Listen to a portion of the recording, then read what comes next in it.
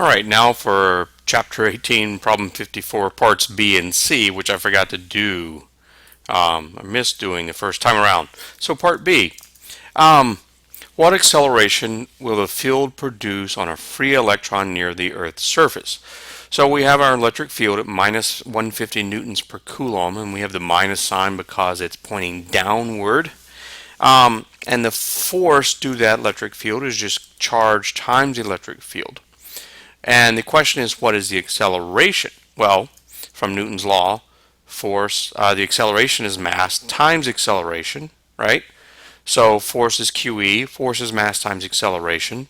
From this, we get the acceleration is QE over the mass, which for the electron, this gives us minus 1.6 times 10 to the minus 19th coulombs times minus 150 newtons per coulomb, all divided by the mass of the electron, which is on the order of 9 times 10 to the minus 31 kilograms. All right? So we get quite a lot of acceleration here. Plug all this in together.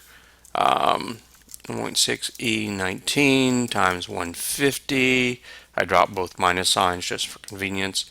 E to minus 31, and we get, if I put in a 1.6 E minus 19 like I was supposed to, all right, 2.67 times 10 to the 13th meters per second squared. All right, so that's a lot of acceleration on an electron. All right, part C. Part C asks the question, what mass object with a single extra electron will have its weight supported by this field? Right? So it's singly charged, minus 1.6 times 10 to the minus 19th coulombs. Question is, what mass would be supported by this field and have this field equal its weight? Well, still, the force is still QE, but now we're talking about we want this force to be equal to its weight. So mg is what we're going to be using, and what we're solving for is the mass. Mass is QE over g, right? So still minus 1.6 times 10 to the minus 19 coulombs, right?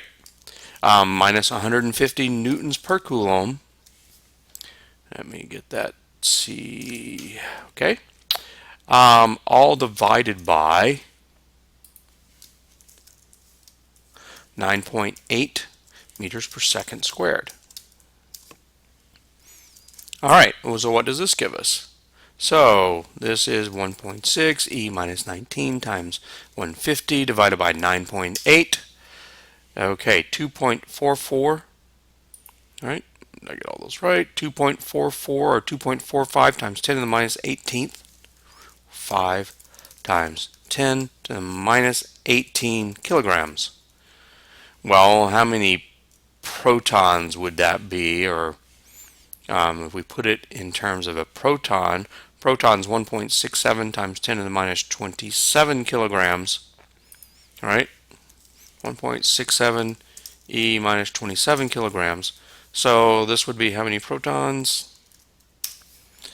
Oh, so this would be quite a lot of protons. I mean, if it were all in terms of mass of a proton, which is roughly 1 AMU. So this is a fairly large object in molecular terms, right? A fairly large object in molecular terms would be supported by this electric field. And there you have it. That's it for problem 54.